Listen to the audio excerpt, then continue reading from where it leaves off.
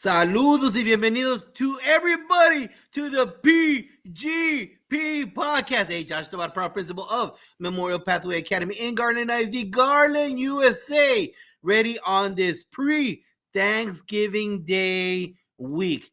Most of us are off. I know some of you still go to school Monday and Tuesday. Depends on what part. But I would like to thank you very much for being here today. So I don't know if you're watching us live or on the rebroadcast, but it's so important that I thank you. I thank you. Muchas gracias a ti, a ti, a ti, a ti. Muchas gracias a todos. Because you know what? One of the things in life that we are not guaranteed is time. Tomorrow's not a guarantee. And you've given this podcast some of your time. So I want to thank you.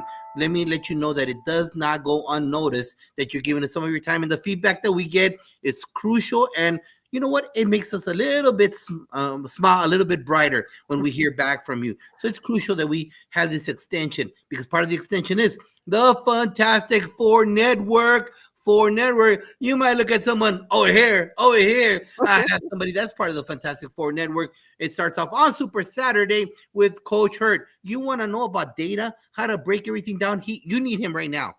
I know you got Title One money. You need that cat right now.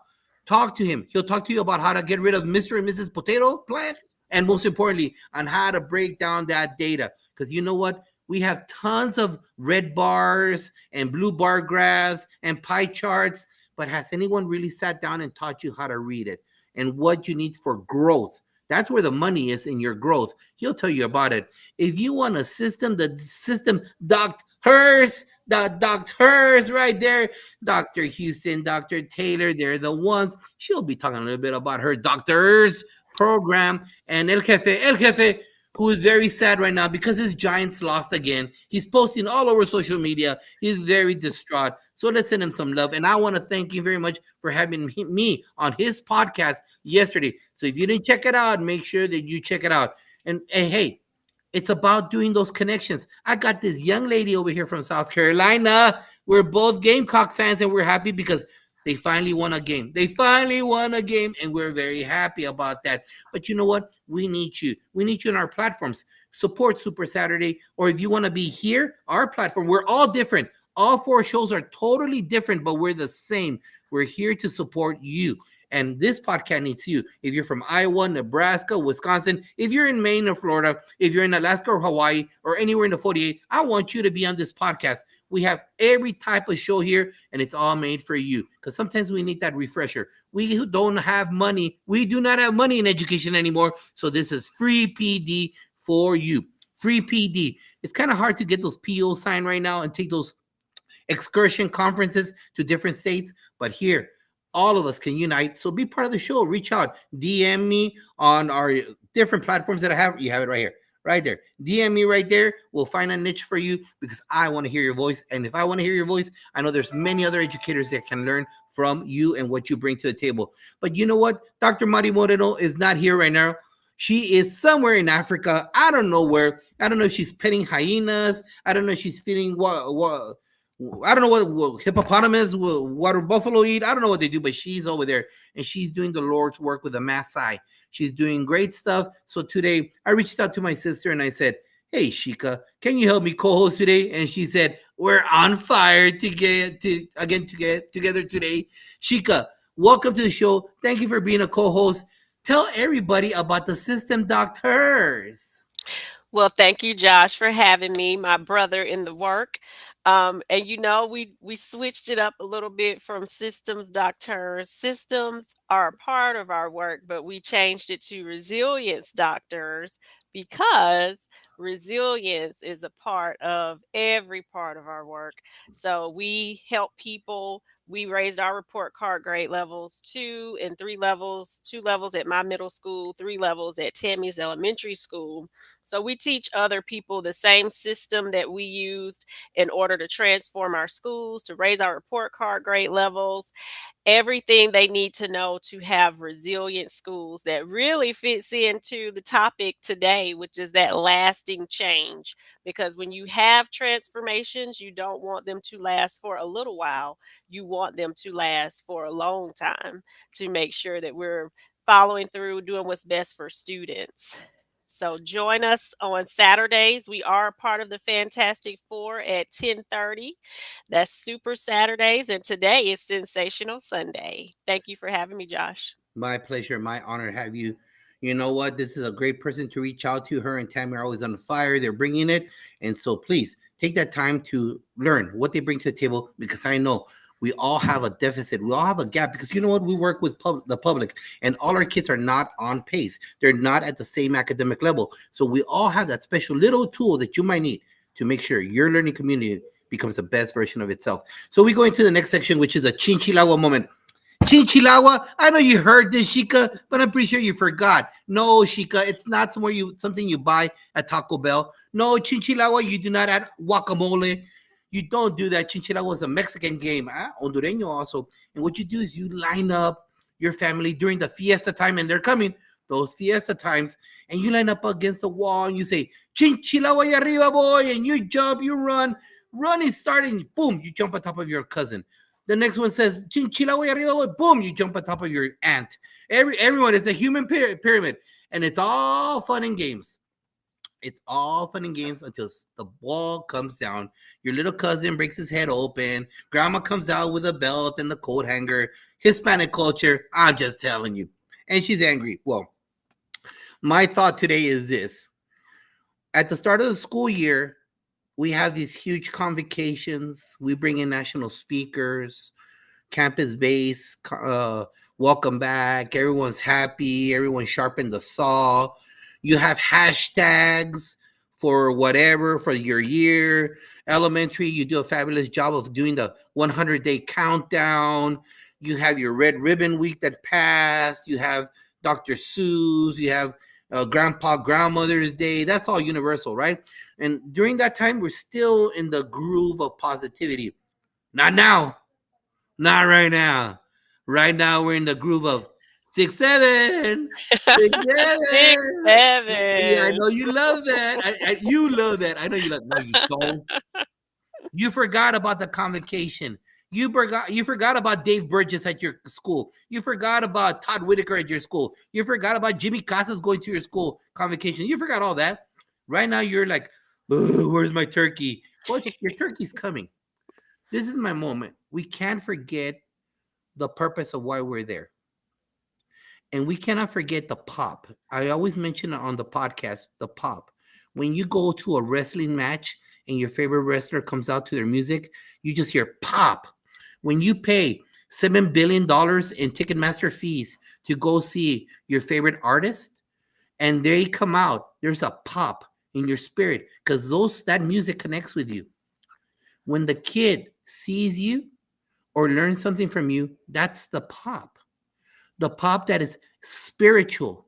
Yeah, you're happy with your insert the name of your artist. Yeah, you're happy at this moment over here with your favorite food, but there's nothing better that we can ever do than change the life of a young scholar. And you, my friend, you do that. You do that whether you know it or not. They're always looking at you.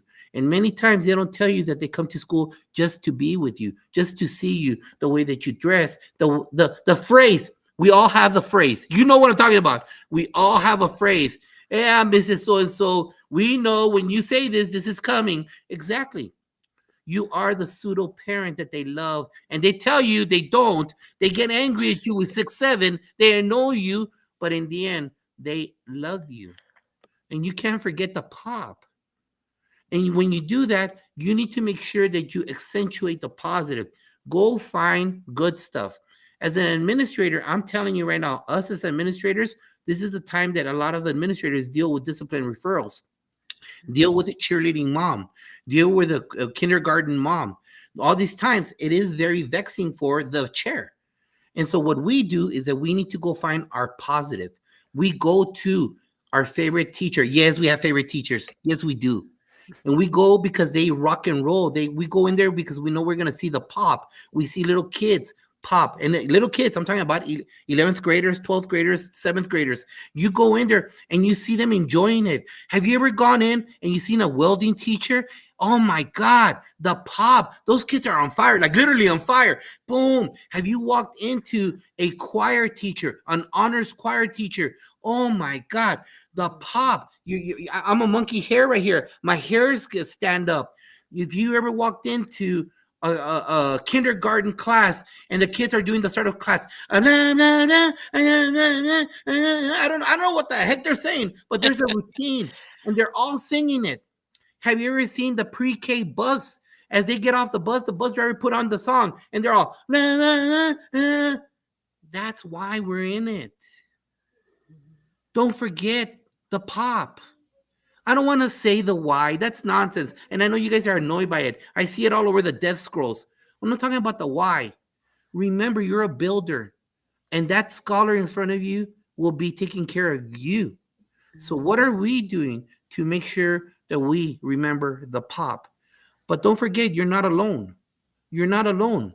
Reach out to that colleague of yours at your neighboring elementary, your feeder pattern, you're feeding high school, or you're feeding middle school to high school, or your cousin that is a teacher with you at another district. Send them a message every day right now.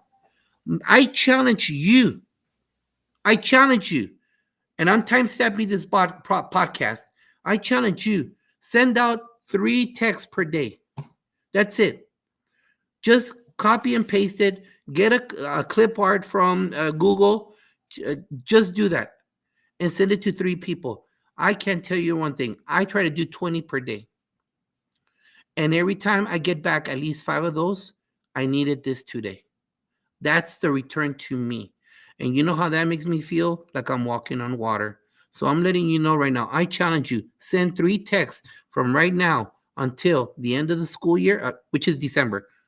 3 people out there and remind them of the pop that they are builders, that they make a difference in kids' lives, and that they're in the best profession, the profession that creates all the other professions, education. What do you think, Shika? You're on fire already, Josh. You got us off to a great start. So I agree with you wholeheartedly. And when I get those messages from you, I am definitely one of those people who say, I needed this today. So thank you, brother. We're going to have to start doing Josh's monologues like Principal Kafele's. Not at all. But you know what? Let's reach out. We're in the same fight, the fight for a better America, for a better community, for a better learning environment for our scholars. We can't control what goes out there. We can't control what's in the federal government. We cannot control what's in the state government. We can't control what's in our four walls in our learning community, in our building. There is where the change happens. That's where we can make a difference in a kid's life. So if you want to learn more about Shika, now that we go into our guest right now, she's on episode 29 with Tammy. And Yes. come check out episode 29. You're gonna love these 2 awesome ladies, awesome spiritual and awesome educators. But talking about an awesome educator with a brand new book out of North Texas, Dr. Kelly Hastings. Welcome to the show. Thank you for being here today. Thank you. And I hand it over to my sister in the work, Dr. Shika Houston. Stick. All right. Welcome, Dr. Hastings. I want to make it official. So one of the traditions on PGP podcast, we always ask, give the audience just a brief background on the different roles that you have served in education and tell us which one is your favorite and why. Okay. Thanks. First of all, thank you for having me. Your energy and your positive messages are just what we need in public education. So you guys are awesome. So I am a former middle school principal. That was my most recent role. And before that, an assistant principal at a high school and an intermediate school. And then I taught high school social studies. I didn't start teaching until my kids were grown, so I was a little older, which worked for me. I loved it. Mhm. My favorite role is absolutely the principal job. Mm. Absolutely. It brings so much joy. And yes, it's rough. Yes, it is very demanding, but it brings a lot of joy. Now, were you principal at the middle school and the high school level? I was an assistant principal at high school, just principal Gotcha. at middle school and junior high level. Yeah. Okay, gotcha. That was my last principalship was middle school as well. So we're Yeah. kindred sisters. Something wrong with both of us, I think, and that's okay. That's all right. Over to you, Josh. So let's peel back that onion, because you know what? People know us in our region, but really people want to know more about an author of a book. You know what? Let me learn about that educator, because I know about, I don't know about you, Kelly, but I think Sheik and I have the same mentality. When Sheik and I go to a conference and we hear a speaker, we want to know, bro, have you done the work? Hmm. Bro, I'm here at TASSP, NASSP. We're at these national conferences. Did you ever do what you're talking about, or are you just faking the funk? You know what I mean? So I ask you this question: Who, we need to know a little bit more about you. Who or what made you want to become an educator? And second part, who and what made you become an educator? And how did your parents influence you to get you to this stage in your career? Oh, wow. Great questions. So I always had great teachers. I loved school growing up. I was one of those kids that school just came easy to me. And so who doesn't love things that come easy to you, right? So love that. Um, so many teachers really influenced me, but you asked about my parents. And education was something that was always important in my house. I'm the oldest of 7 kids and always loved to read, would read to my siblings, just always having some kind of book around. I remember as a kid, and we didn't have a lot of money, but my parents found the money to buy those World Book encyclopedias. Do you remember those when you had, 25, 30 books in your house? Absolutely. So those bring back really good memories, and just going through those, reading about things that I'd never experienced. So I think that's the power of reading. It breaks my heart to hear that kids are not as fluent as we used to be. And I love the fact that here we are now talking about reading and getting more into that, because it does matter. And my parents always pushed education. Like I said, it was important in my house. Thank you for sharing that. Were your parents educators? My parents were not educators, and neither one of my parents graduated from college. My mother was a stay-at-home mom. My dad, the last he did, building companies. He ran building companies, and provided materials to builders. So no, we were pretty blue collar family. Thank you. Yeah, I was the first person in my family who graduated from my immediate family who graduated from college. And since then, most of my siblings have, and it's just a pathway to becoming stronger and to, economically, traditionally, it being a stronger path. So it just worked for me for sure. Thank you for sharing that. And that goes out. The purpose of that question a lot of times is just to let people out there. Oh, I've never wanted to be an educator, or my parents weren't that. You don't have to have a specific style or mentality. I was a big dummy in high school. I was a big loser in high school. You know what? We all don't have a niche. We just that the Lord puts us where He needs us.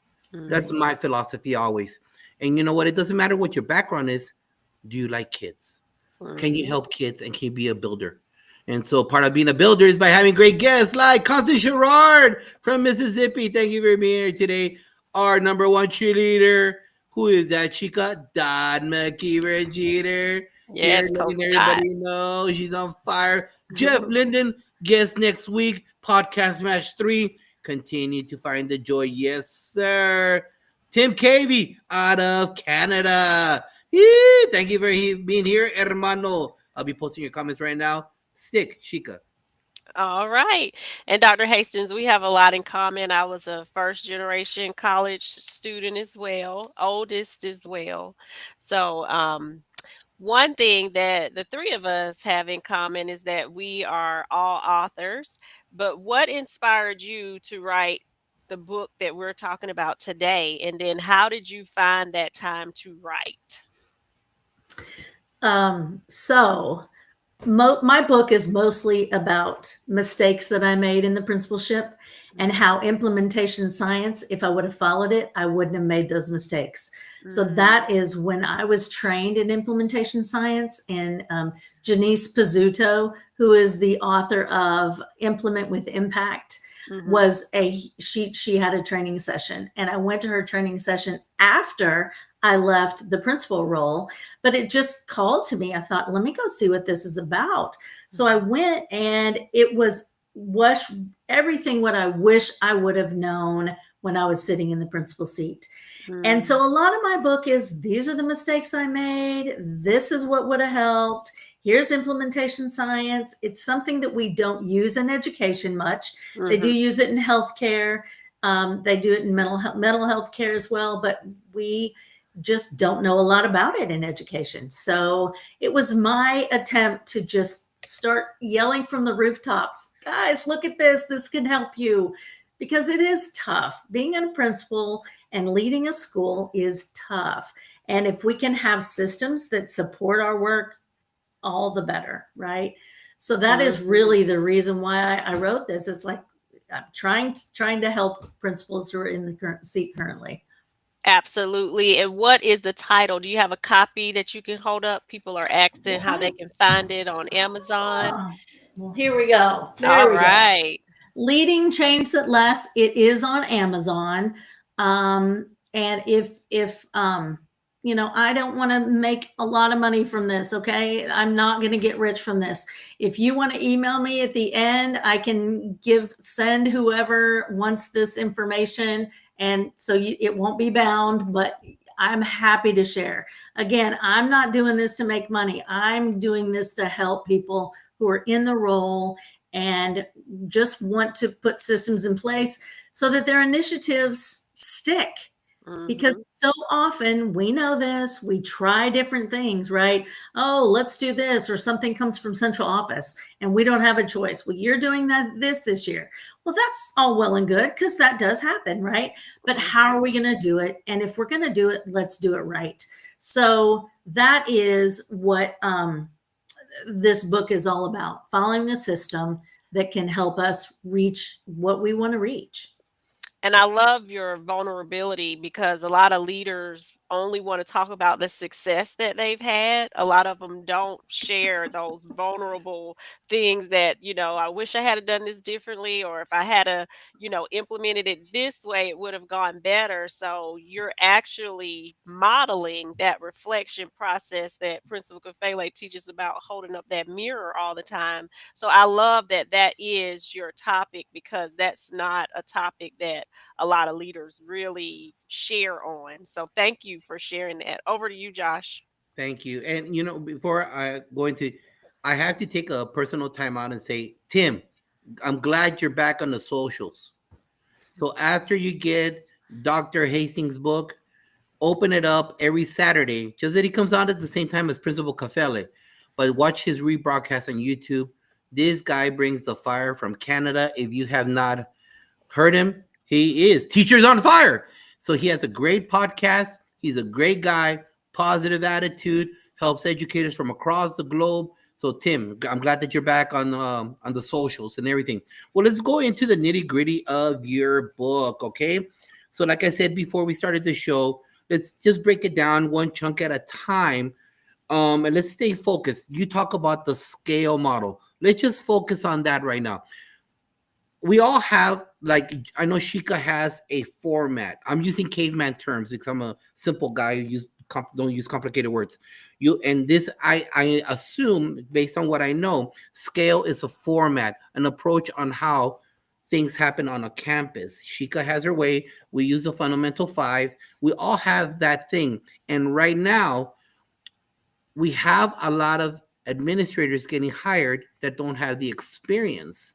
And so this is probably a format that they can use, because maybe all they did was buses and books and discipline. So you bring to the table another format, another idea. So please, Dr. Hastings, tell the audience about just right now the scale format. What is that? You bet. So the scale model is a framework, and I'll go through that, of how to implement. It also has a leadership component. And the leadership component isn't just for the school leaders. It is for the teachers who are implementing as well. Okay. So that's the gist of the framework. So let me get into it a little bit deeper. The S is set the vision and the team. So you have to know what you want. You have to see the vision. And then you have to create a team that's going to help you meet that vision. So if it's a math initiative, you're probably going to want some strong math teachers on that team.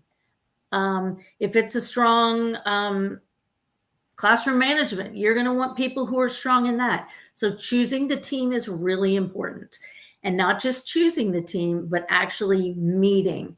So you meet at the beginning of the year, you get people's input. How are we going to do this? That's the next step, is create the plan. You're going to create that plan, not just with the people who sit in the office, but you're going to get input from the teachers and administrators. You're going to listen to those teachers, listen to them. They are in those trenches every day. We need to do a better job of listening to them. And then you meet every couple of weeks, at least once a month, to go over the plan during the year. But then the A is act and communicate. So you set the vision and the team. You created a collaborative plan. The next one is act and communicate. That's when you implement the plan. I mean, how many of us create a plan before we implement it?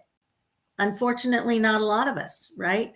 So that's the next step. You don't act on the plan until you have created the plan, a thorough plan. I have a template for that I'm happy to send out. And then communicating that plan.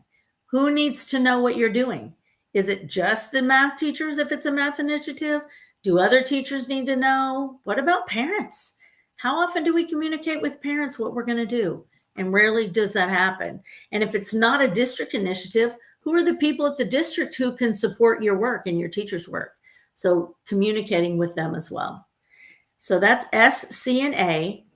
Then we get to the L. And the L is learn, listen, and linger. So you're going to learn from the teachers who are rolling it out. What are they doing well? What do they maybe need support in? You're going to linger, because being a principal is tough, and we make a lot of decisions, sometimes too quickly without thinking and acting. So you're going to linger. You're going to wait and see what's going on in classrooms. Hear what's going on in classrooms. Listen to those teachers. Listen to the kids. What is going on? How are they feeling about this? And so that's the L. Just taking your time and providing support. I think a lot of times we don't feel like we have the time, but if we want a successful initiative, we need to take that time rather. And then the E is in empower and elevate. We don't do a great job of celebrating teachers who are doing this work for us. So how are we going to empower the teachers? By listening. And how are we going to elevate them? How are we celebrating the things that they do? So that's basically the scale model, are those pieces of implementation science. Thank you for sharing that. And I know we're going to break this down right now, piece by piece, just to get a small idea of it. That way, those educators can purchase this book over the Christmas vacation, Thanksgiving, whatever it is, to fine tune those skills for those needs. But before I hand it over to my sister right here, Jefe, I'm sorry, I don't have any tissue paper right now. I know you're posting all over social media about your G-Men. It's all right. It's not your year, sir. It's not Washington's year. It's not South Carolina's year, sir. But we're very happy that you're here tonight. Principal Kafele, thank you for being here. Stick, Shika. All right. So don't keep the Fantastic Four all to yourself. This is great information that Dr. Hastings is giving out. Share it with your colleagues. So make sure you like, share, subscribe. Make sure that you also follow at Josh Tovar and subscribe to the YouTube channel so that you can continue to share all of this great Fantastic Four free PD. Principal Kafele is still in tears. So, you've told us a lot, Dr. Hastings, about your system, and where you kind of like your framework is what we call ours.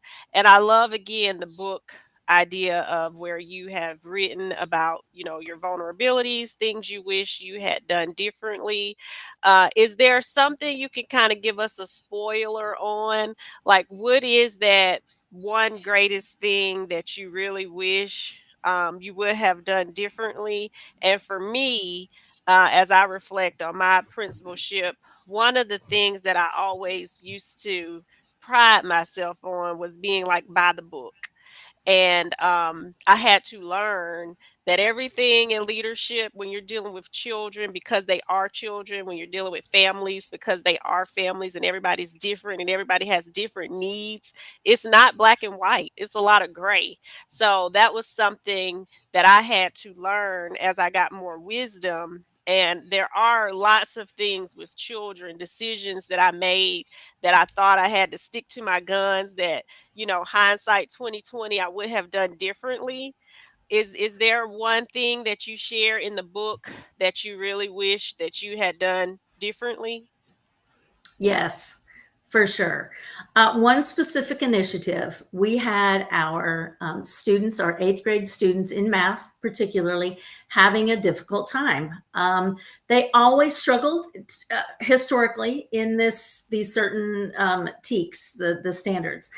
But there were kids who just really weren't getting it, and they were frustrated.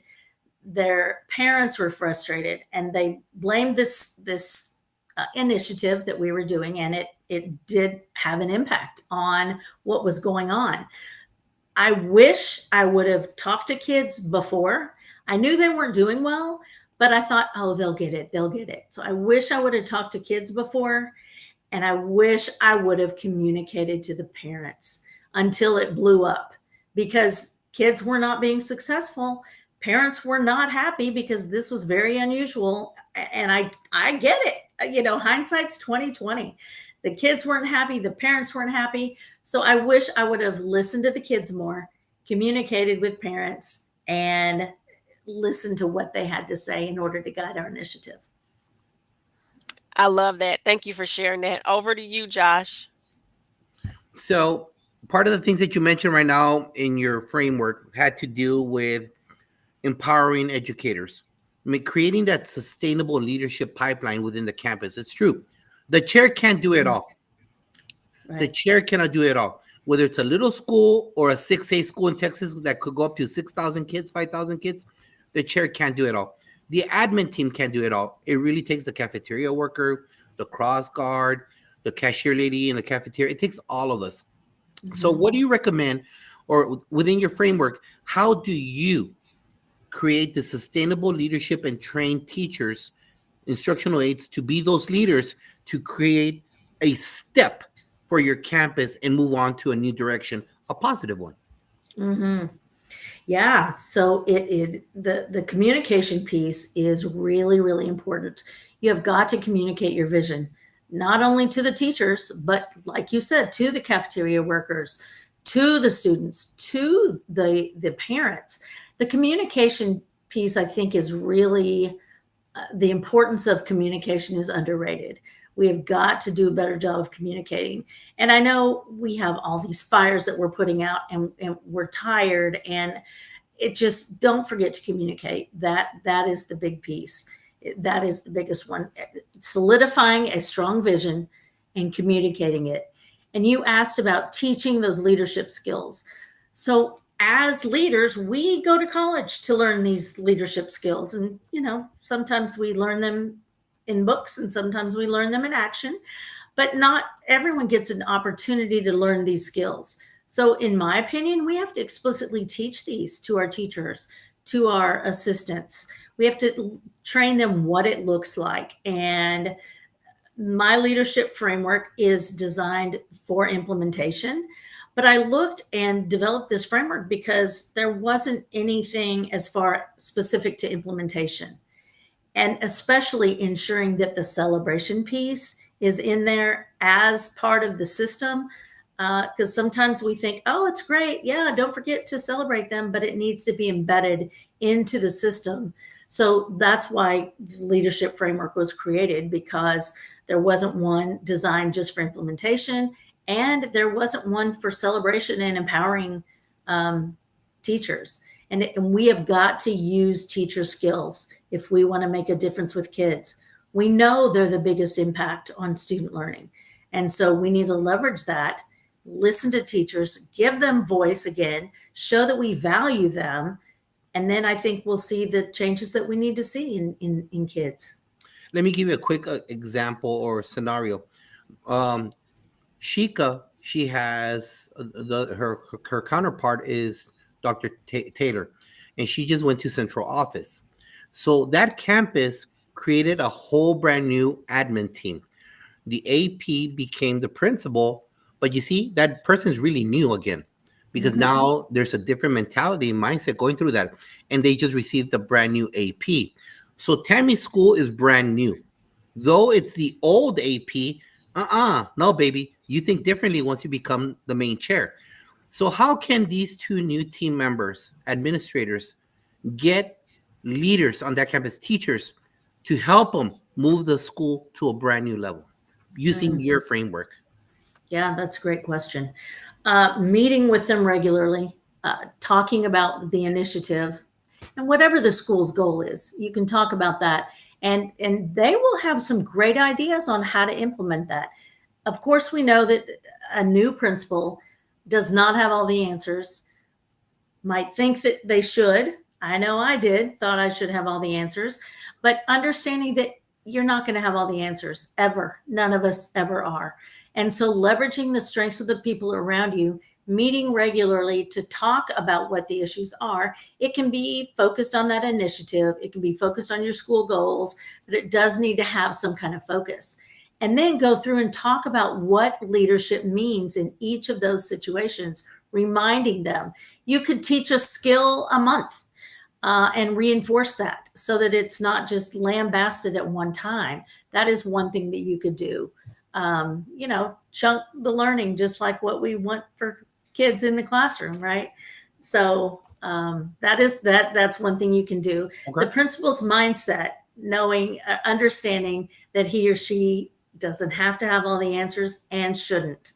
We need to rely on people in the classroom who are doing an amazing job. And I feel sorry for teachers, and I have apologized to my teachers. When they get new leadership, sometimes they get a whole new, oh, now we're doing this. And they're like, wait a minute, well, we were doing this, so what are we doing now? That's not fair. And you're not going to elicit the results that you want to get doing that.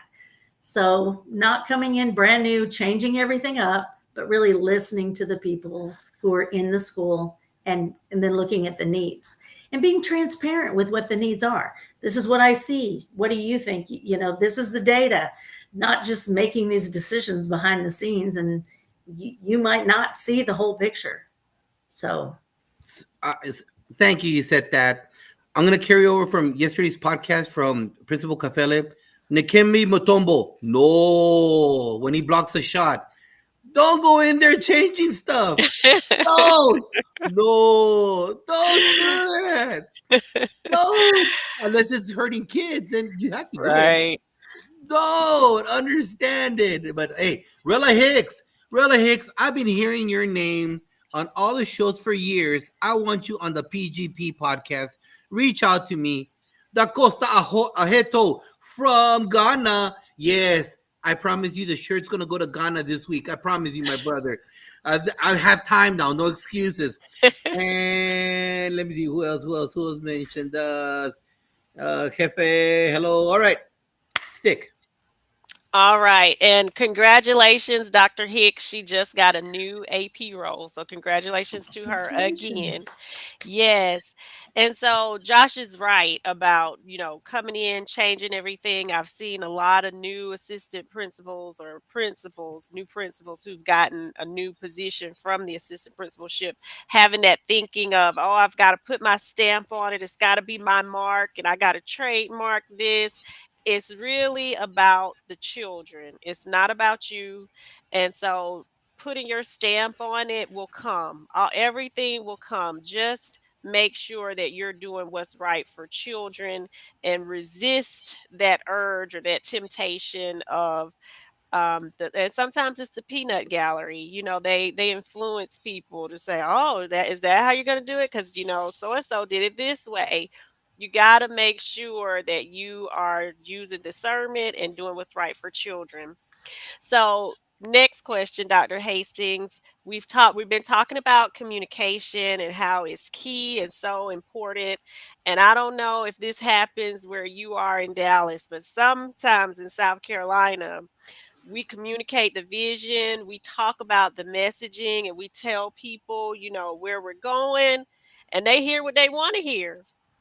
Sometimes it comes in one ear and goes out the other one. Sometimes we talking to everybody else except for these people that, didn't want to hear it. So when that happens, when the vision is not understood, what do you suggest to leaders at that point? So communication is two-way. So if you think you've communicated and they're not hearing it right, you need to reframe it. You need to communicate in a different way. I almost said do a better job. I don't think that it just communicate it in a different way, because how you're saying it, they're not hearing it. Part two is getting in those classrooms regularly. What is going on? Yes. And then what's going on. If they're not getting it, well, let's talk about it. Maybe they need to see it in action. Maybe someone needs to model it for them. There's a lot of options that we need to, as administrators, it's our responsibility to provide that for the teachers. And so, there can be a lot of things, but when things weren't communicated well, I knew that it was my responsibility. I didn't do it well. So how can we do this? And then ask the people, look, I'm trying to say this. It's not coming across. How do I need to change how I'm saying it? And you have people who will tell you that. Absolutely. And sometimes you have those people who are just going to try you and see if you're going to actually hold them accountable. And when you do, then they hear things differently sometimes. Over to you, Josh. Here we go, right there. So, Doc, right now is the time where we do some shameless plugs. So please make sure that you take out your book again. Tell the audience your book. You too, Shika, take out that little kid's book. You got the little kid's book? I don't have it with me. A Mirror's Awakening. I do have it, but if I go off screen, I won't be able to. Well, go off screen, get it, and then I'll cover mine. Okay. Go ahead, Doc. Nice. So Leading Change That Lasts, it's just using implementation science to meet whatever initiative and school goal you have. It's the SCALE framework to kind of guide through, and there's a leadership framework attached, because we need people to do this work with us. And so investing in people is something that we really need to do. This just gives you a framework to do it. Perfect. Thank you.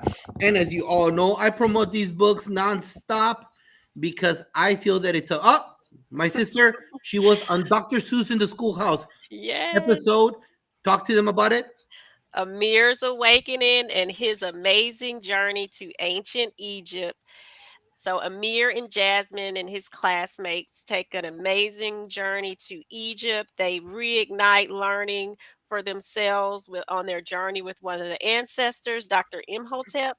So it takes children on a journey that they'll never forget. We do have a Black Friday special. So if you get the book and the activity guide on our website, there is 15% off for grabbing both. Perfect. And leaders, Superintendent Glenn Robbins, Calm in the Chaos right now. 6-7, read this. Look, it's made for educators. It ain't that big, but it's the Stoics and leadership. You can just whoosah. You need to read right there. Another dark side of education, Superintendent Glenn Robbins from New Jersey. I won't back down. A lot of people don't talk about it, but there's politics. Yes, believe it or not, in education, there are politics. And there's people that blackball you. There are people that put obstacles in your way, and you'll never become, insert your title, because they don't like you. Mhm. So he ties it in to education, to singers that were told they're horrible, yet they're millionaires doing world tours. Check out this book. It's a great, quick read. Doc, cases you should know about Sean Kane and the Fundamental Five. I am all about Sean Kane. That's my framework. This is what we do. This is how to help out teachers in the classroom. Right now, 6'7", you need discipline help. Kevin Curtis. Kevin Curtis tells you how to make sure, another Texan here in the house, how to make sure that you provide structures in the classroom, in your campus, and in your district. He does everything 1, 2, 3, A, B, C, simple for you to understand. These are easy reads because I'm a caveman and it's hard for me to read. And last but not least, Grow Your Why, Barbara Bray, 23 stories by 23 educators, and yours truly is the very last story in the book talking about how Socorro High School and Memorial Pathway Academy increased its scores and student success. So we're there for you.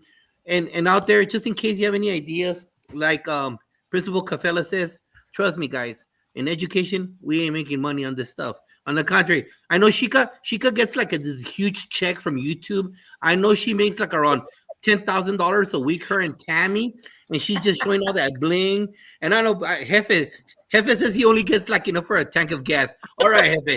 But you know what? Facts are, we all don't. You know, we do it because we love our profession. Mhm. We understand how difficult it is. Dr. Hastings understands how difficult it is because here, within this call right here, I can guarantee you we got close to 100 years of experience.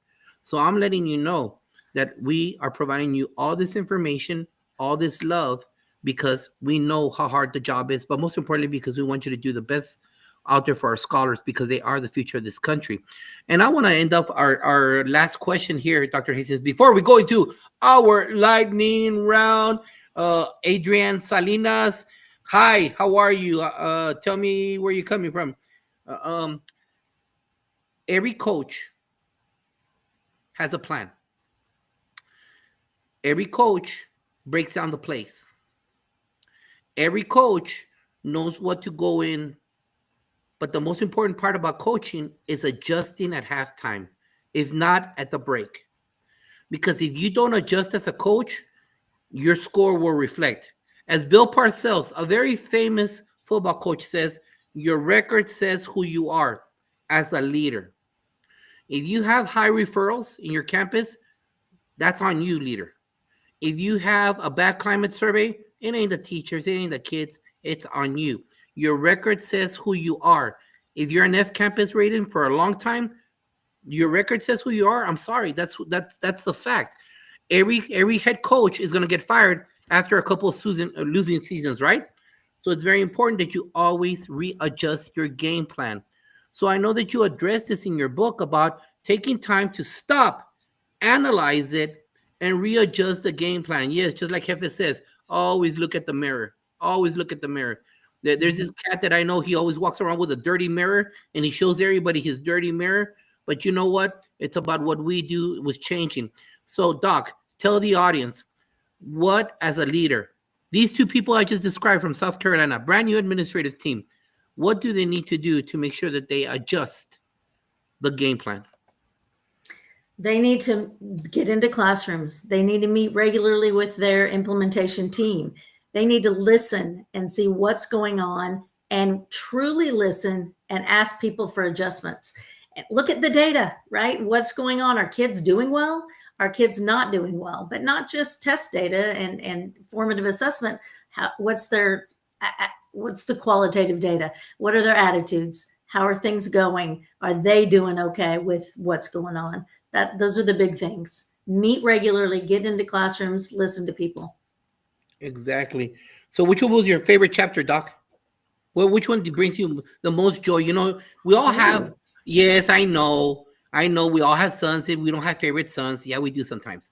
So, all right, you have, come on. You know, one of our kids always makes us a little bit happier than the day before, right? So in your book, which chapter was like your bread and butter? Well, so I know the answer of the one that brought the most emotion, and that was the first chapter saying all my mistakes that I made. But I think my favorite one is the one about the focus on the leadership, because that's really what drives success. It really is. And you mentioned too, we can't do it ourselves. Administrators, the team can't do it themselves. We need the whole school walking in the same direction. And I believe this framework gets us there. Beautiful. Oh, no. May I say one more thing? Yes, please. It's your show. So, it's my show. You mentioned in the beginning that, we can only do what we can do with public education, right? Well, that does include voting. I just want to encourage everyone out there, you vote for our kids, vote for public education, because sometimes it's pretty clear cut in what the candidates out there are for. And so if public education is important to you, please vote for our kids. There you go. So true. And that's a problem in America. A lot of, us that we come from other countries, that we see fraud, that we see political corruption. And when we come to this country, we have a better taste of what air quotes reality is, when we know that our forefathers have been living through corruption. I come from Mexico, enough said, all right? So I could only present to you, take advantage of this right that we have, and Americans don't go vote. Have you noticed that a lot of us immigrants, first generation, second, we vote a lot because we know what it is to do that. But if you were born here, I'm sorry, I'm not casting shade on anybody. I'm just letting you know. I know what I see. That and the elderly, the seasoned citizens are the ones that are at the polls. You need to take advantage. I'm not here to discuss any kind of color or shade at all. I'm just letting you know, if the color of shade right now in your state, you don't like it, you better make sure you vote appropriately in the next election. I ain't telling you, I don't know where you're at. I know where I'm at. I'm just telling you, if you really want to do a change, especially for our scholars, for what the vision of education is, as Dr. Hastings says, they tell you. There's no more hiding. This tells you everything. There is no more hiding. Now that you're lazy and you don't want to go vote, that's a different conversation. Mm-hmm. And that what is the normal voting rate? Hardly anything. We know that. Okay. We see those numbers, especially for local school board elections. They're horrible. That's single digits. Mm-hmm. And where are all the things that impact us at the local level? Mm-hmm. So if you want to be a change agent as an adult, all I could tell you is one thing: exercise your right to vote. A lot of people gave their lives for that. Being a former Marine, I'm just letting you know, exercise your right to vote and make sure that you vote in the conscience that is appropriate for the scholars in your house. And if you have no more scholars, you have grandsons and uncles and nieces and nephews. So vote accordingly for that. And so we're going to close off with our lightning round. The good thing about Kelly Hastings is she's a Texan. And I know she's heard this because there's one word that is uniform across Texas, if not through the whole Central and South America, is ganas. It's ganas. Show them right there. Ganas right there. Show my sister exactly. That's the Kefe could not remember. He used to call me the PJ Pay podcast, the PRP podcast.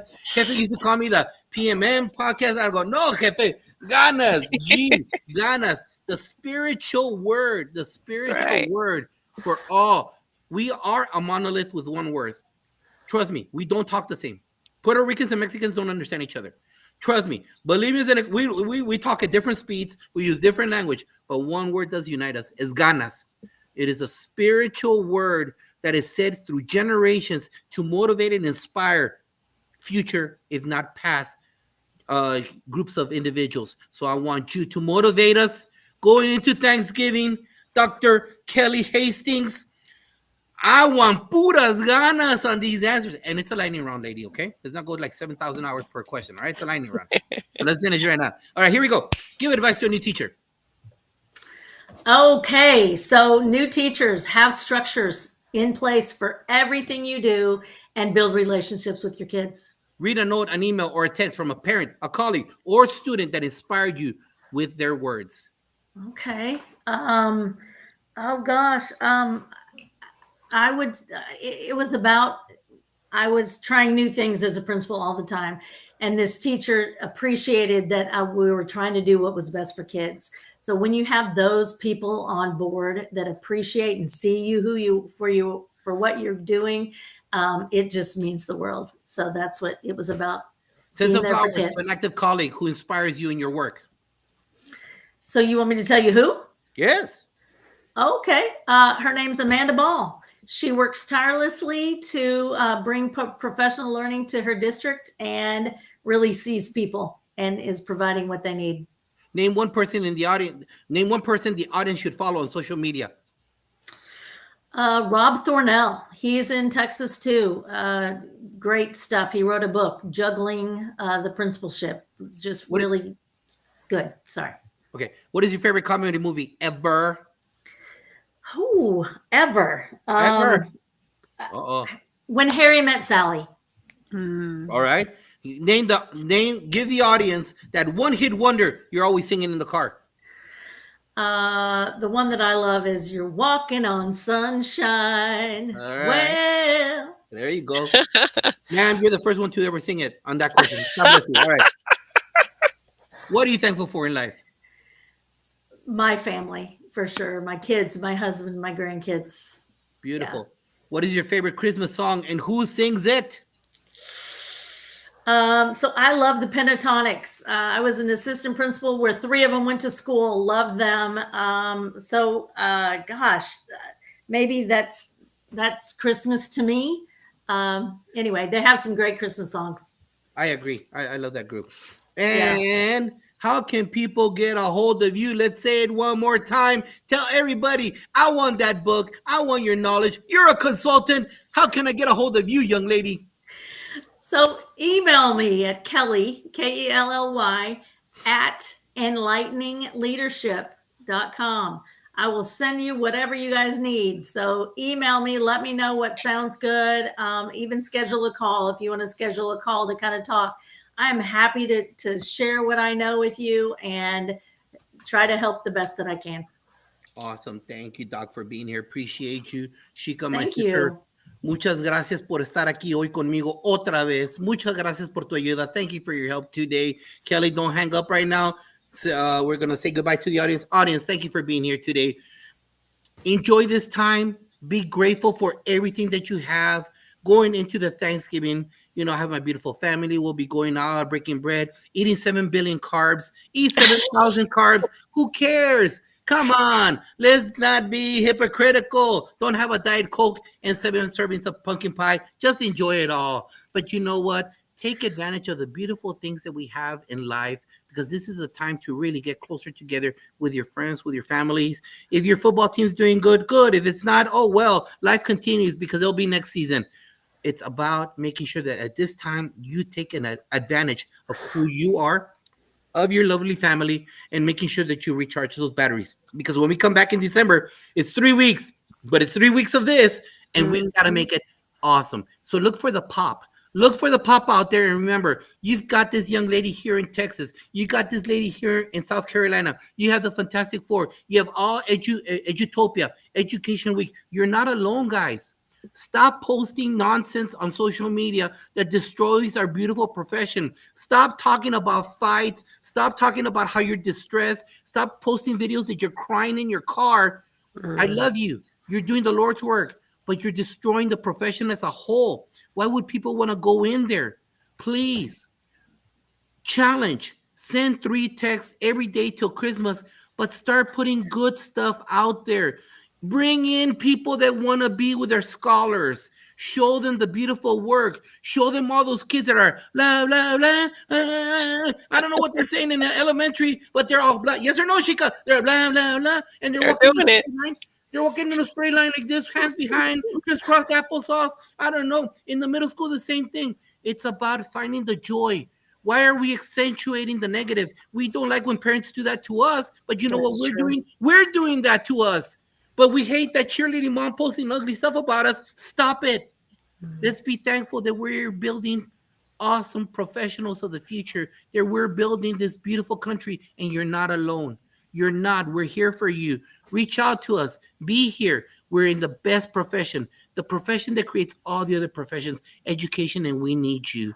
So send those 3 texts, look for the pop, and know that we're in it together because iron sharpens iron. Join us next week for our Podcast Match 3 with Principal Jeff Linden, with Shirts and Ties, and Dana Goodyear. We have great podcasts. Again, another way for you to sharpen your saw. Panel, say goodbye to everybody. Thank you, Dr. Hastings. Thank you, Josh. Good night, everybody.